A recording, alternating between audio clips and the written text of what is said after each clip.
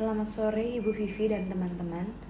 Kami dari kelompok Ekonomi Politik Komunikasi yang terdiri dari Adrianus Denis, Stella Sonia Sevanya, Wulan Setiawati, Aurencia, dan Yesi akan mempresentasikan hasil diskusi kelompok kami. Selamat belajar. Yang pertama, kita akan membahas mengenai Mass Society Critics and the Debate over Media. Dalam setiap perubahan yang terjadi di industri media, para kritik media telah memunculkan berbagai pertanyaan tentang praktik media yang tidak etis untuk menyuarakan sebuah kekhawatiran mengenai konsekuensi media negatif yang berjangka panjang. Kritik yang dikeluarkan ini pun mengangkat isu yang penting dan juga layak. Namun, perlu digarisbawahi bahwa kebanyakan kritik mengenai hal ini datang bukan dari peneliti yang objektif, yang mengandalkan teori yang sudah paten dan kredibel untuk mengeluarkan kritik mereka, namun biasanya kritik yang dikeluarkan merupakan kritik yang subjektif dan memiliki ketertarikan pribadi.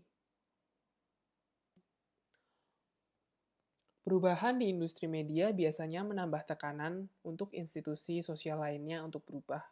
Hal inilah yang menyebabkan banyaknya kritik subjektif yang dilontarkan kepada media. Ketidakstabilan komunikasi memiliki konsekuensi yang cukup mengganggu untuk semua pihak.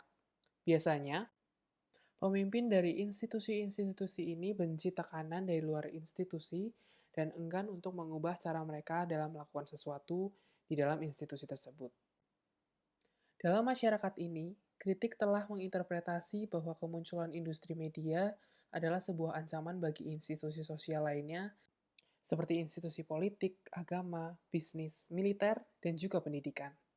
Selanjutnya, kita menuju ke Mass Society Theory Assumption. Yang pertama adalah media merupakan badan yang kuat yang ada di masyarakat yang dapat menumbangkan norma dan nilai penting yang akhirnya dapat merusak tatanan sosial.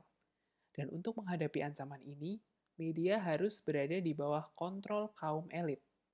Asumsi ini pernah dilaksanakan di Eropa pada tahun 1920-an. Dan di tahun-tahun tersebut, media siaran diambil alih oleh agensi pemerintahan. Hal ini menyebabkan kemenangan Hitler di Jerman. Pihak Nazi merubah radio sebagai alat propaganda yang membantu Hitler memenangkan pemilu, dan akhirnya Hitler berhasil menguasai Jerman.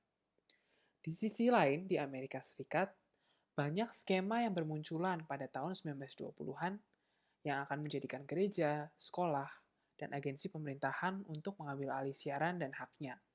Namun, setelah kompromi dicapai, akhirnya di bawah pemerintahan yang kurang waspada, terbentuklah sebuah industri siaran bebas, yakni Federal Radio Commission yang nantinya berubah menjadi Federal Communication Commission. Selanjutnya, asumsi yang kedua. Media dapat mempengaruhi orang biasa secara langsung dan mengubah pandangan mereka tentang dunia sosial. Dalam asumsi ini terdapat direct effect assumption, yang menganggap bahwa media itu berbahaya, karena media memiliki kekuatan untuk meraih dan juga mempengaruhi orang biasa secara langsung, yang nantinya akan mengubah cara berpikir mereka. Direct effect assumption ini juga asumsi bahwa media dapat memproduksi efek langsung kepada audiensnya. Hal ini ditunjukkan oleh berbagai hal yang berubah di masyarakat. Contohnya seperti yang remaja yang tadinya polos berubah menjadi gangster dari film dan musik yang mereka dengarkan. Lalu ada juga petani-petani lugu yang berubah aliran menjadi fasis atau komunis dari propaganda radio yang mereka dengarkan setiap harinya. Dan masih banyak lagi. Selanjutnya kita ke asumsi ketiga, yaitu setelah cara berpikir orang diubah oleh media, semua konsekuensi buruk yang berjangka panjang akan terbentuk. Tidak hanya merusak kehidupan individu, namun juga dapat menciptakan masalah sosial yang berskala besar. Semua masalah sosial besar yang dihadapi di dunia pasti memiliki hubungan dengan media. Dari prostitusi dan kejahatan sampai kekerasan dan juga pemakaian narkoba. Gelandangan di jalan yang etika kerjanya hancur karena terlalu banyak membaca novel yang tidak bermutu. Lalu kenakalan remaja yang timbul dari remaja biasa yang banyak menonton tontonan-tontonan yang kurang layak untuk usianya. Dalam kritisi ini ada kebenarannya, namun ada juga yang menyesatkan. Karena dalam asumsi ini, media dianggap sebagai satu-satunya faktor yang menimbulkan masalah-masalah sosial yang berskala besar. Berbeda dengan realitanya bahwa media merupakan salah satu dari banyak teknologi yang telah membentuk dan akan terus membentuk kehidupan modern yang akhirnya dapat menimbulkan masalah sosial yang berskala besar. Selanjutnya kita ke asumsi yang keempat, yaitu orang biasa rentan terhadap media karena dalam mass society mereka dipisahkan dan diisolasi dari institusi sosial tradisional yang sebelumnya melindungi mereka dari manipulasi media. Orde sosial tua dianggap telah mengasuh dan melindungi orang dalam komunitas yang budayanya memiliki makna bagi hidupnya. Meskipun pandangan ini mengalami beberapa validitas, mereka mengabaikan untuk menggunakan batasan dari orde sosial pramodern tradisional. Kebanyakan orde sosial pramodern membatasi perkembangan individual dan kreativitas dari sebagian besar anggota komunitas.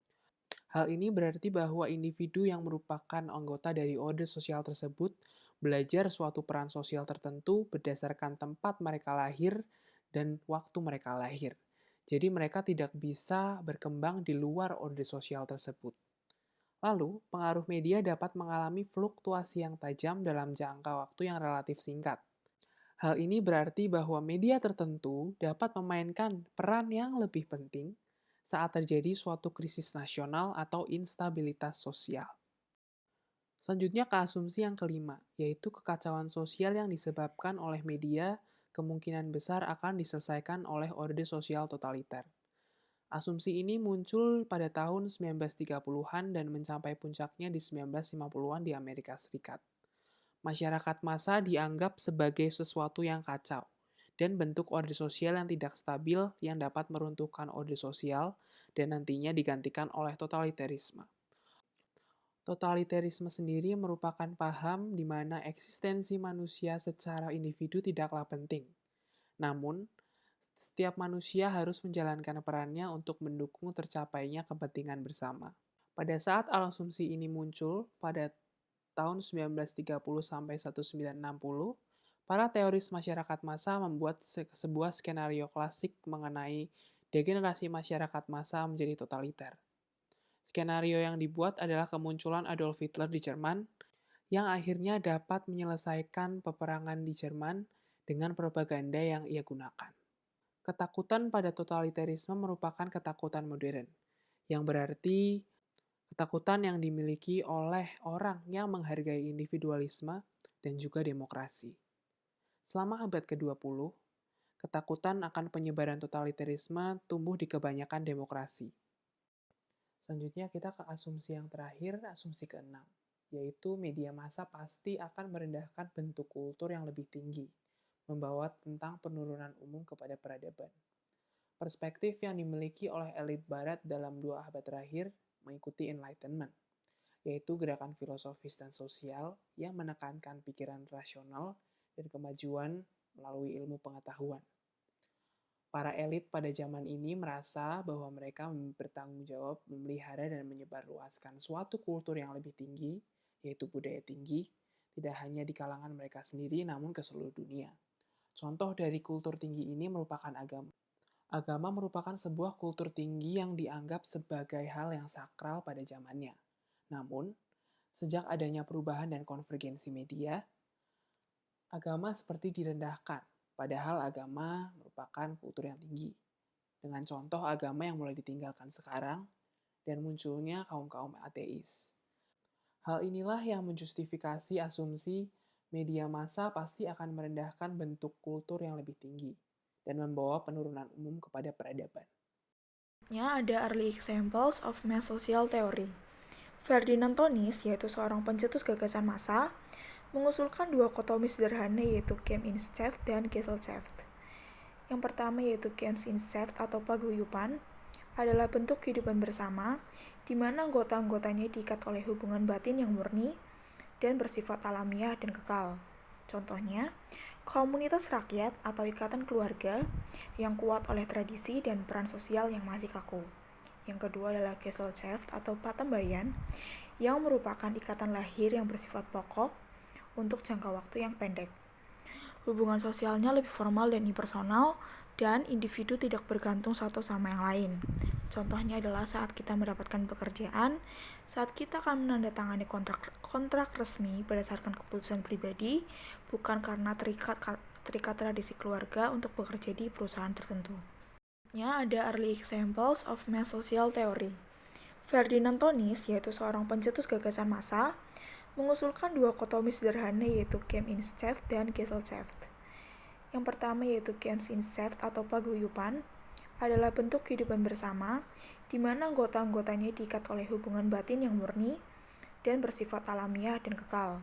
Contohnya, komunitas rakyat atau ikatan keluarga yang kuat oleh tradisi dan peran sosial yang masih kaku. Yang kedua adalah Gesellschaft atau patembayan yang merupakan ikatan lahir yang bersifat pokok untuk jangka waktu yang pendek. Hubungan sosialnya lebih formal dan impersonal, dan individu tidak bergantung satu sama yang lain. Contohnya adalah saat kita mendapatkan pekerjaan, saat kita akan menandatangani kontrak resmi berdasarkan keputusan pribadi, bukan karena terikat tradisi keluarga untuk bekerja di perusahaan tertentu.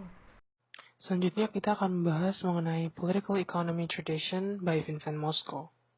Poin yang pertama merupakan studi ekonomi adalah studi dari relasi sosial, khususnya relasi kuat dari produksi, distribusi, dan konsumsi yang saling membentuk, termasuk sumber daya komunikasi.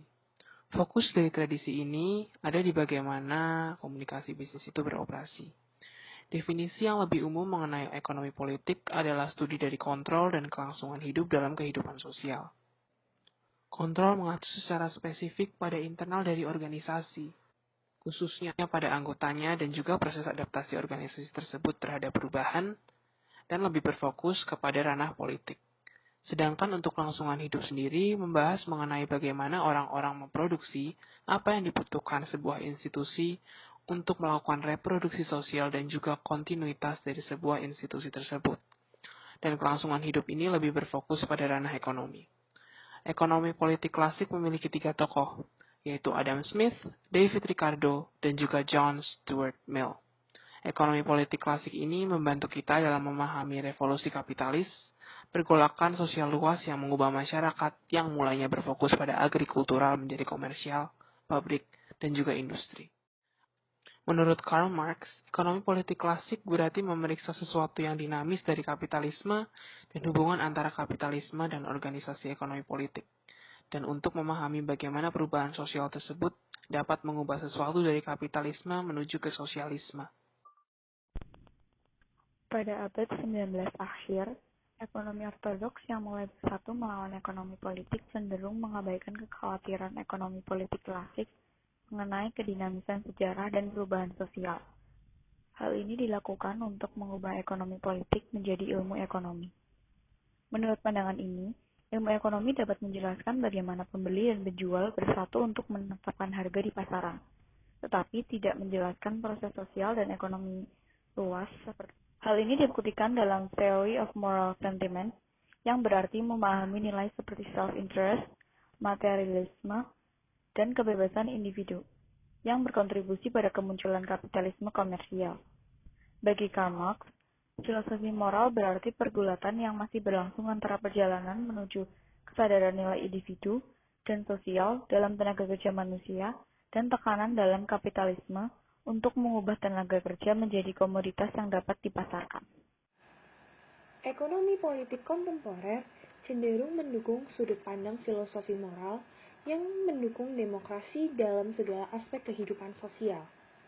Nah, dalam hal ini mencangkup lebih dari lingkup politik yang menjamin hak untuk berpartisipasi di pemerintah, sampai ke lingkup ekonomi, sosial, dan budaya yang mana kita menyuarakan kesetaraan pemasukan, akses pendidikan, dan partisipasi publik secara menyeluruh dalam produksi budaya atau kultur yang berbasis hak untuk berkomunikasi secara bebas.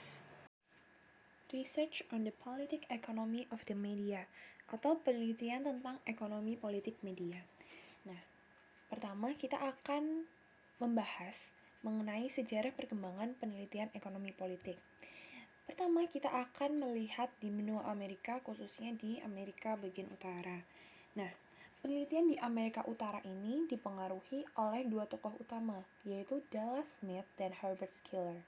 Nah, Smith ini adalah seorang pengajar pertama mata kuliah ekonomi politik komunikasi di Universitas Illinois di Amerika Serikat. Sedangkan Schiller adalah muridnya, dan juga Schiller ini juga memberikan pengaruh dalam ekonomi politik. Nah, pendekatan studi yang mereka lakukan didasarkan pada dua tradisi, yaitu tradisi institusi dan juga Marxisme. Mereka berada di institusi karena mereka memiliki kekhawatiran mengenai pertumbuhan ukuran dan kekuatan bisnis komunikasi transnasional. Sedangkan mereka menganut tradisi Marxisme karena mereka juga fokus pada kelas sosial dan juga imperialisme media. Nah, karena penelitian-penelitian yang telah dilakukan ini, banyak juga penelitian-penelitian lanjutan. Selain itu, penelitian lanjutan ini ada juga karena disebabkan oleh industri media komunikasi yang menjadi bagian dari tatanan perusahaan yang lebih eksploratif namun kurang demokratis. Nah, Smith dan Schiller ini prihatin dengan dampak perusahaan media transnasional, sehingga mereka berdua mengembangkan program penelitian yang memetakan pertumbuhan kekuatan dan pengaruh perusahaan-perusahaan di seluruh dunia. Nah, karena usaha yang mereka lakukan ini, banyak pula penelitian-penelitian di Amerika Utara yang menghasilkan literatur mengenai industri dan konsep khusus mengenai perusahaan transnasional dan kekuasaan negara. Literatur sendiri dibagi menjadi dua. Yang pertama mengenai kepedulian untuk berpartisipasi dalam gerakan sosial, dan juga yang kedua adalah perjuangan oposisi untuk mengubah media yang dominan dan menciptakan alternatif lainnya. Nah, tujuan utamanya adalah untuk mengedepankan kepentingan publik sebelum diambilnya peraturan dan kebijakan pemerintah. Hal ini juga merupakan gerakan dalam mempertahankan tatanan ekonomi, informasi, dan komunikasi. Kemudian, yang kedua, kita akan melihat di bagian Eropa. Nah, pelopor dari penelitian di Eropa ini kurang begitu jelas.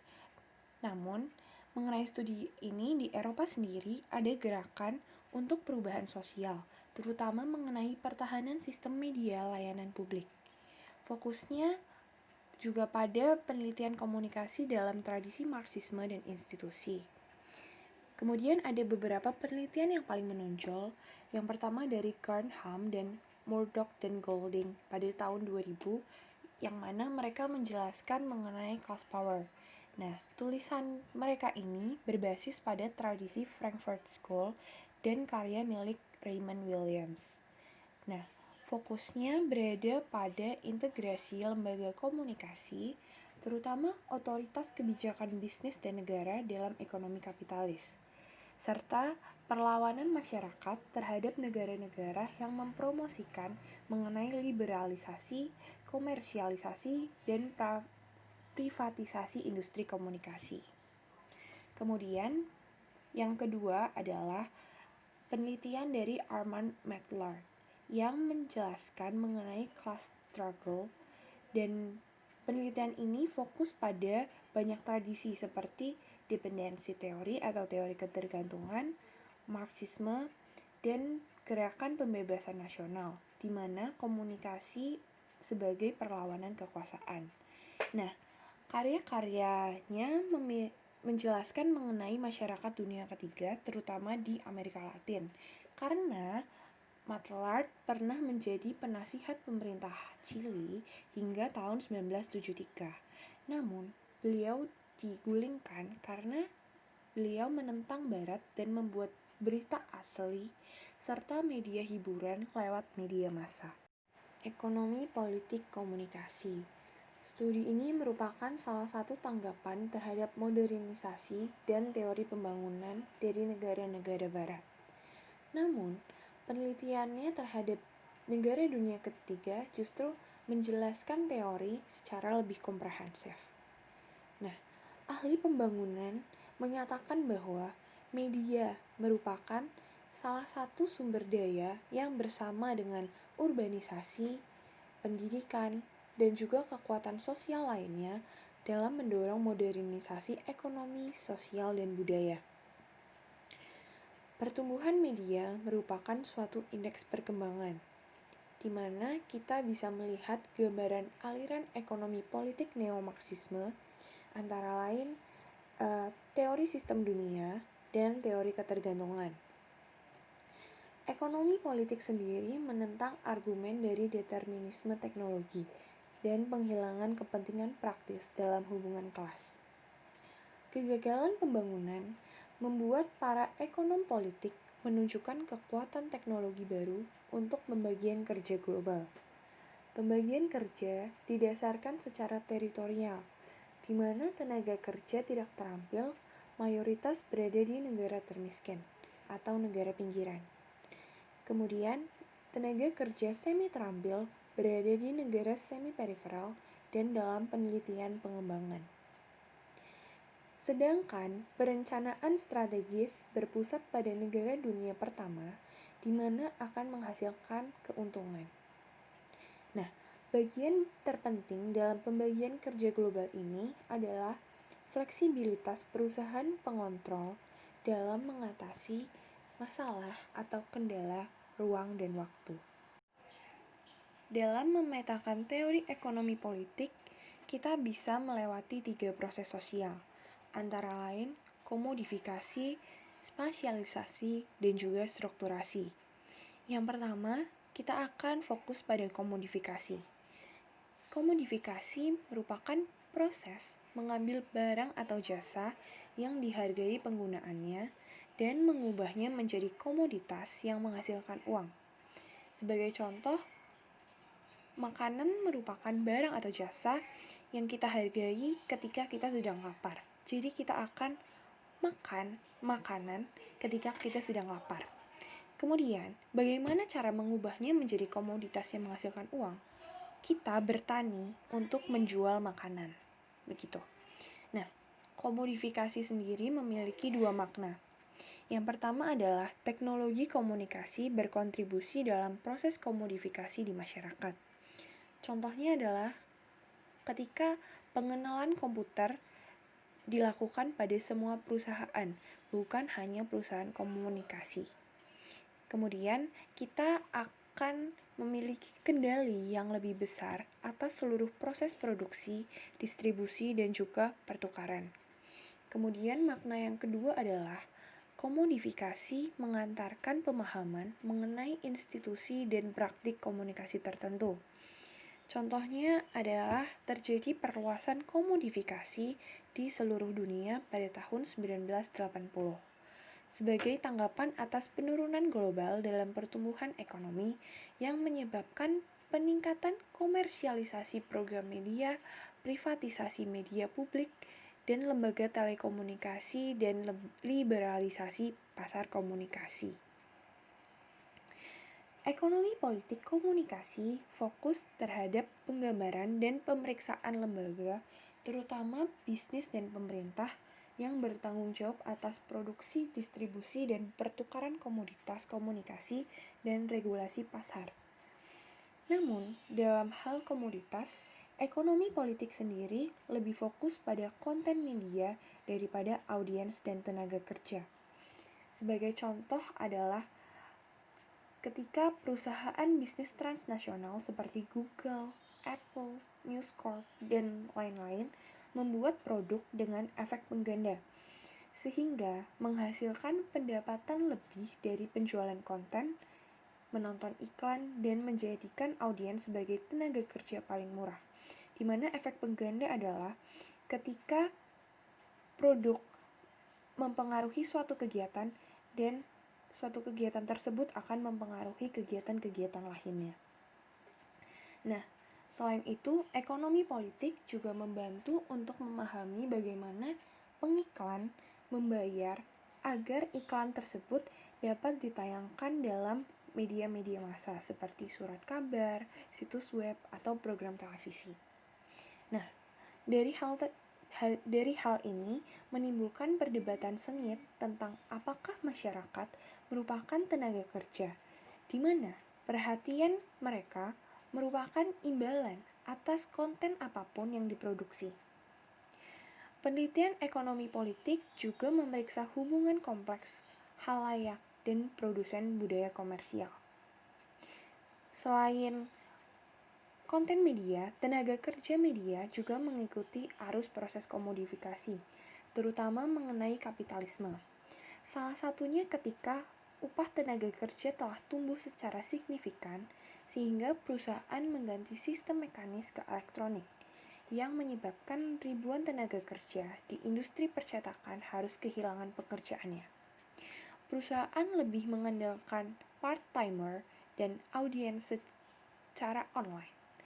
Dengan pemberhentian yang dilakukan, mereka sebagai masyarakat akan menjadi bagian dari audiens dan perusahaan dapat memperluas potensi pendapatan. Yang kedua adalah spasialisasi. Spasialisasi merupakan proses mengatasi perubahan struktural yang disebabkan oleh penggunaan ruang dan waktu dalam kehidupan sosial. Adam Smith dan David Ricardo memberikan perhatiannya pada masalah bagaimana individu menilai ruang kerja yang dipilihnya. Selain itu, juga dari hasil penelitiannya, yaitu teori nilai kerja, di mana teori ini begitu erat dengan bagaimana individu mendefinisikan dan mengukur waktu kerja mereka. Perkembangan teknologi membawa perubahan terhadap bisnis, di mana memberikan ruang untuk mengalirkan barang dan pekerja sehingga membentuk pembagian kerja global. Giddens menyatakan bahwa spasialisasi fokus pada sentralis jarak antara ruang dan waktu untuk memeriksa penurunan ketergantungan kita terhadap ruang dan waktu sehingga dapat memperluas ketersediaannya bagi mereka yang dapat memanfaatkannya. Jika kita mengerucutkan pada digitalisasi media, berarti konten media bisa dinikmati audiens dimanapun dan kapanpun. Seperti contoh, ketika kita mau membaca suatu teks, itu tidak harus ada di koran, atau audio, konten audio tidak harus kita mendengarkannya di radio. Komunikasi merupakan pusat dari spasialisasi. Nah, ekonomi politik komunikasi secara tradisional membahas spasialisasi sebagai perluasan kelembagaan dan kekuatan perusahaan dalam industri komunikasi.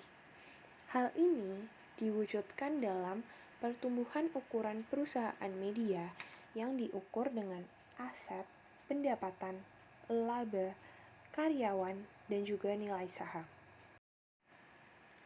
Ekonomi politik fokus pada pertumbuhan dengan berbagai bentuk konsentrasi.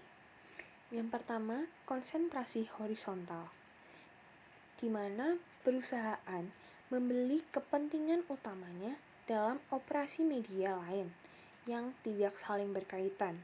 Sebagai contoh, konsentrasi lintas media. Contoh konkretnya adalah ketika pembelian dari perusahaan media lama seperti koran terhadap media baru, yaitu TV. Seperti contoh Kompas, mereka memiliki media koran dan mereka juga memiliki media baru yaitu TV, yaitu Kompas TV. Selain itu, ketika perusahaan media membeli semua atau sebagian bisnis di luar media. Misalnya, saat penyiar membeli jaringan hotel. Konsentrasi yang kedua adalah integrasi vertikal, di mana terjadi penggabungan perusahaan dalam satu lini bisnis, sehingga memperluas kendali perusahaan dalam produksi. Integrasi sendiri dibagi menjadi dua. Yang pertama adalah integrasi ke depan, yang kedua adalah integrasi ke belakang. Integrasi ke depan, contohnya ketika studio produksi film Hollywood membeli distributor film. Sedangkan integrasi ke belakang, contohnya adalah ketika perusahaan New York Times, yaitu perusahaan koran, membeli pabrik kertas di Quebec, sehingga memperluas perusahaan dalam proses produksi.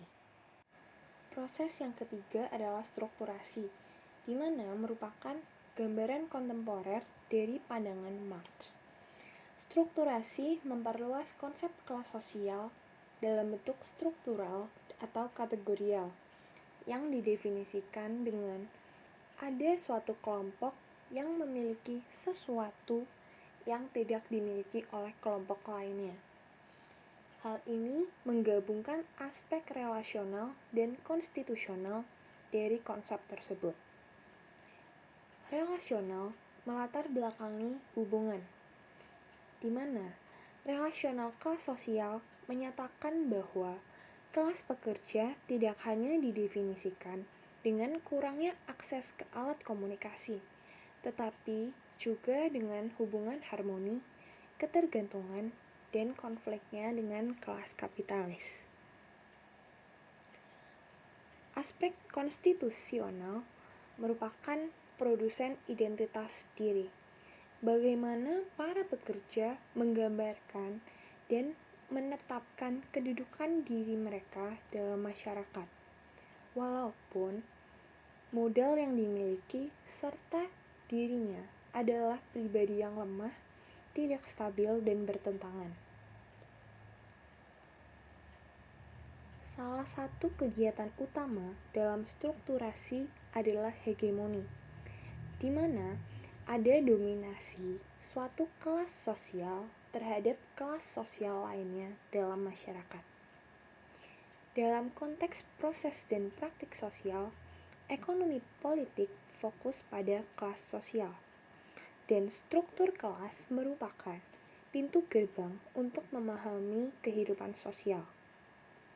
Banyak penelitian yang telah dilakukan terhadap pembagian kelas dalam konteks ekonomi politik komunikasi. Namun, ada dimensi-dimensi lain pada struktur yang melengkapi sekaligus bertentangan dengan struktur kelas, seperti jenis kelamin, ras, dan gerakan sosial yang membentuk hubungan sosial komunikasi. Seperti contoh adalah feminisme. Selanjutnya ada current trends.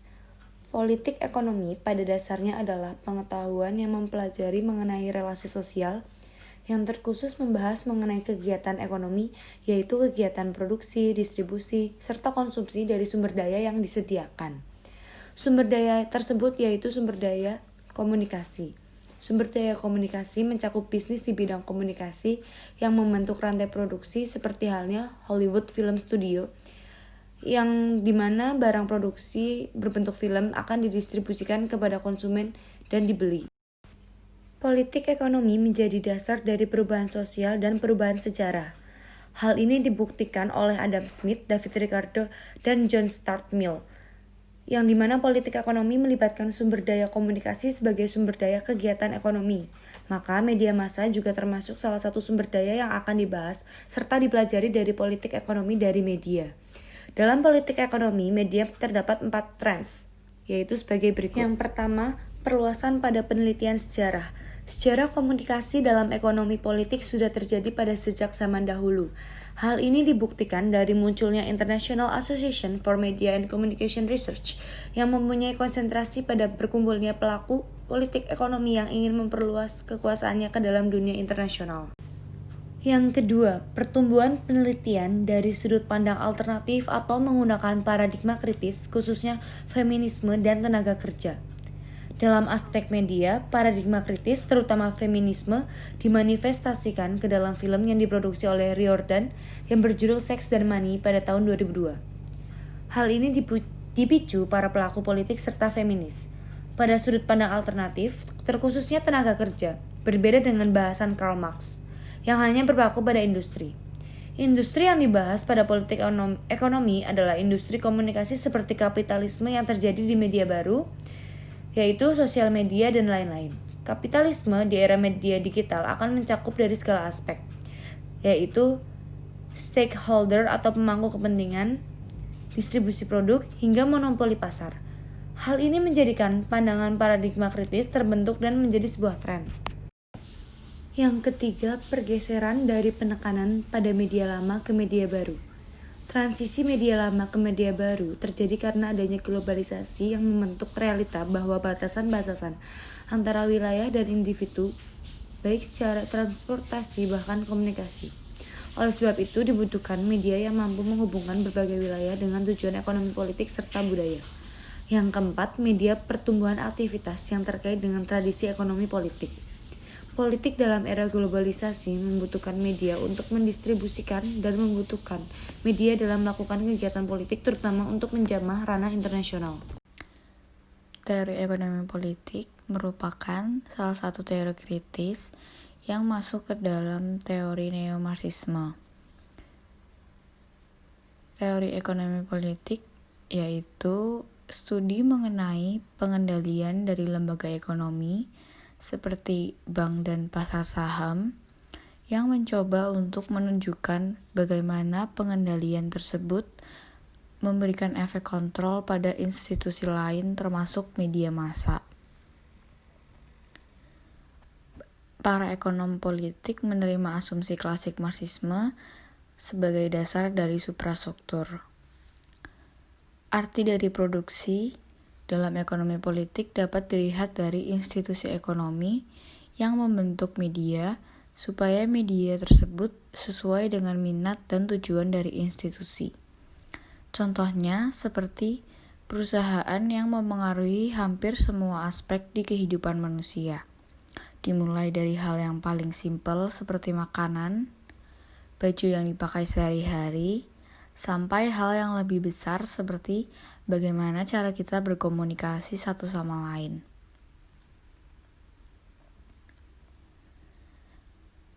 Ekonom politik memeriksa bagaimana batasan atau kecenderungan ekonomi membentuk produksi dan distribusi budaya massa melalui media. Teori Frankfurt School juga memiliki concern yang sama dengan ekonomi politik, di mana ekonomi politik tidak berfokus pada bagaimana budaya massa memengaruhi grup tertentu atau subkultur, tetapi berfokus pada bagaimana proses dari pembatasan produksi dan distribusi konten. Teori ekonomi politik dengan British Cultural Theory merupakan dua teori yang saling melengkapi, namun dua teori tersebut juga bertentangan. Perbedaan antara ekonomi politik dengan British Cultural Theory terletak pada metode penelitian dan disiplin akademiknya.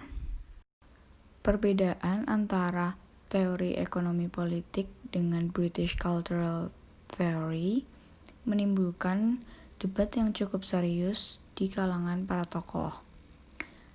Cultural Studies cenderung untuk mengabaikan lingkup sosial yang lebih besar dan konsep politik di mana media beroperasi di dalamnya. Cultural Studies berfokus kepada bagaimana suatu individu atau grup mengonsumsi konten budaya populer. Penelitian dari Cultural Studies memunculkan pandangan yang skeptikal mengenai kekuatan yang digunakan para kaum elit untuk mempromosikan bentuk hegemoni budaya. Cultural Studies tidak mengarah kepada pembentukan dari kebijakan sosial dan penelitian-penelitiannya juga tidak berdasar untuk mengkritik status quo. Sedangkan teori ekonomi politik memiliki fokus utama pada lingkup sosial yang lebih besar dan para kaum elit yang merupakan pemilik dari media. Teori ekonomi politik yang merupakan teori klasik sangat bangga akan kebenaran-kebenaran dari teori klasik, sehingga teori ekonomi politik terus menjalankan misi dari teori klasik, yaitu dengan cara tetap aktif secara politik dan tetap mencari cara untuk membentuk kebijakan sosial. Terdapat satu artikel yang berjudul Media Coverage of Work and Workers, yang secara singkat artikel ini berisi tentang sebuah kecelakaan pesawat yang sangat dihindari oleh pihak maskapai, yaitu dengan cara pihak maskapai menyediakan pilot yang sangat andal untuk menerbangkan pesawat. Namun sayangnya, pesawat tersebut tetap mengalami kecelakaan dan akhirnya pesawat tersebut jatuh ke dalam lautan. Setelah kecelakaan itu terjadi,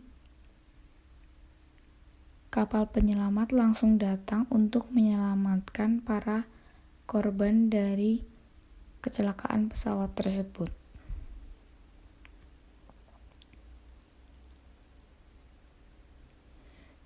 Dari berita kecelakaan tersebut, berita-berita di televisi dan media hanya memberitakan mengenai para korban dari kecelakaan pesawat tersebut. Tidak ada berita dari stasiun televisi maupun media lainnya yang memberitakan mengenai para pekerja yang juga termasuk korban dari kecelakaan pesawat tersebut. Nah, David Swensen mengatakan bahwa laporan berita yang memberikan respek kepada para pekerja atau buruh tidak disiarkan di televisi nasional, TV kabel, dan juga radio. Berita mengenai para pekerja atau buruh tidak ada di media nasional yang banyak dari penonton media nasional paham mengenai urusan publik. Berita para pekerja atau buruh disiarkan di wilayah yang terpinggirkan, terdistorsi, dan dibungkam di media cetak korporat.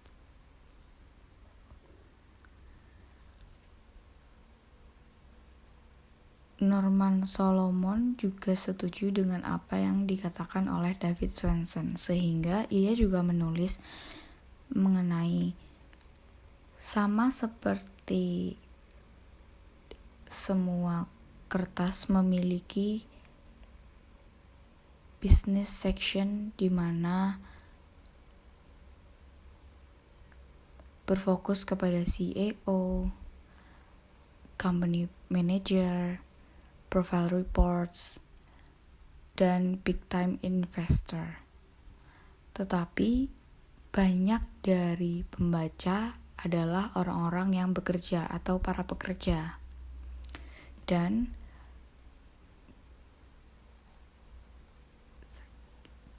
daily labor section menjadi berita pembuka di majalah campuran.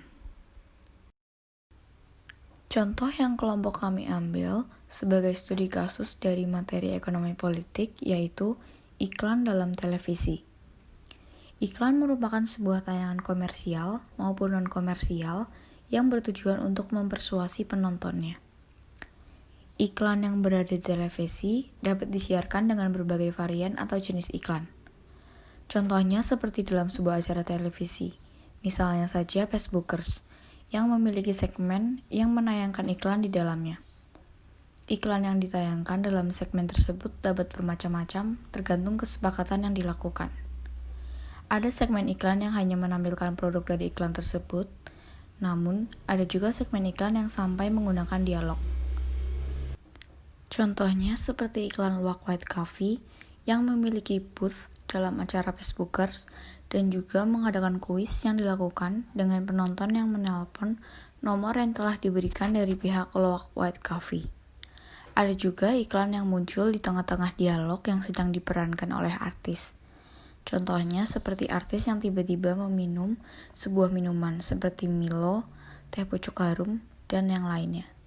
Atau ada juga iklan yang hanya sekedar menampilkan papan iklan dalam sebuah segmen di suatu acara. Nah, berbagai macam intensitas atau varian iklan yang telah disebutkan merupakan contoh dari kegiatan ekonomi politik yang ada di media televisi. Sekian presentasi dari kelompok kami. Mohon maaf apabila ada kesalahan. Terima kasih.